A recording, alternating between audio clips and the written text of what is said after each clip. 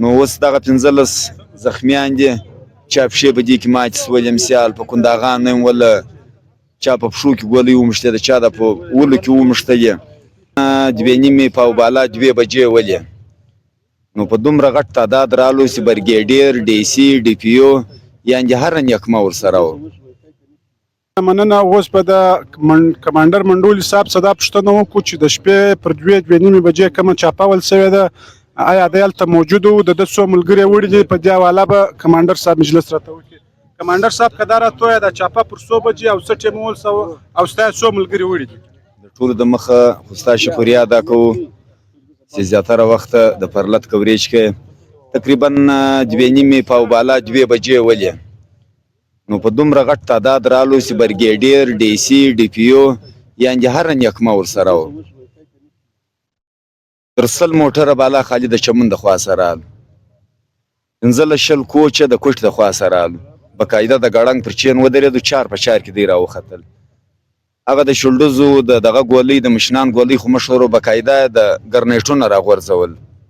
ګیس امسیال غورځاوي تقریبا 15 نفره زخمیان موږ لرو در 50 پورې به ان شاء الله الله پته دي مطلب چې وړي دي در 50 پورې په 3000 انسانانو هم نه در کوم چې دوی راوتلي په دا کې اف سي پلس هغه لیویز ارمي دا ګرده پکښې وو کم کار دی وکړي د رات نیم بجو پورې دا جنګ سټارټ د رات نیم بجو پورې نیټ بند و یعنې داسې حمله دوی وکړله چې بلکل دی 12 نفره خالي ماته رایله سوي وو را کومه موقع باندې چې دوی رالو برګیډیر د مخه ولو د سپین مرمۍ ضد موټر یې و د کوریزینګ دا نور په پسې و دوی در موږ تیر سولو هغه د پای پر خیمه یې حمله وکړله 15 نفره بدو دا پورته کړل په موټرانو یې چغ کړل د زموږ هلکوان نارې کړلې چې عبیده یې موټرانو ته ور واچول موږ پر نارې کړلې دلته د موټرانو مخ راوګرځاوئ دا خواصم د کوچو یپسي راشه وسول بقاعده په دې کې بلوڅان پولیس ورسره وله د دې خواصم سیال ډي سي و ډي پي یو لیویز و پلس و ارمي و دا ګرده په لګاډو یقینا تاسو د افغانستان او د پاکستان جنگ دی داسې حال یې جوړ کړي 2:30 3 غنټې زموږ د دوی سره مقابله وله نو اوس دغه 15 زخمیان دي چا پښې په دې کې ماتې سولې مثال په کنداغان نه ولا چا په پښو کې ګولۍ ومشتې ده چا د په ولو کې ومشتلې رات نیم بجو پورې دا جنګ شروع بیا زموږ د کمیټۍ ملمنان راغلی زموږ امیر دی قاری دادلا راغلی حافظ یوسف صاحب راغلی 15 نفره رالو بیا دوی موږ ته وویل چې راځئ پرلت لره او 15 نفره برای ماښام د مذاکرات لپاره ورغوښتي دي هغه هم کښېنولي دي د کمیټۍ ملګري دي د کمیټۍ ملګري دي چې یو صدر صادق دی یو حوصله دی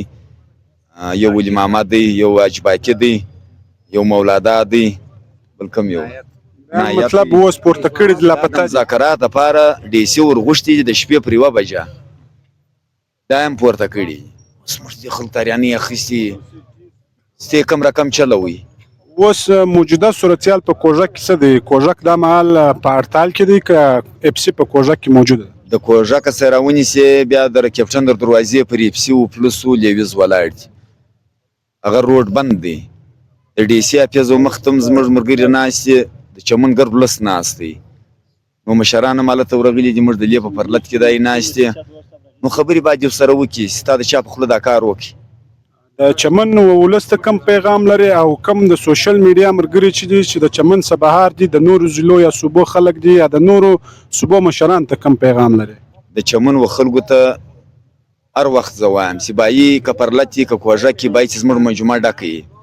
په دغسې حالاتو کې باید چې پر کور هېڅوک نه کښېني دا یوه ورځ بیا ګس سره در ساره کښېني موږ یوه میاشته دا دی په دا کوژه کې م تېره که نن دویمه شپه د ما خوب نه دی کړی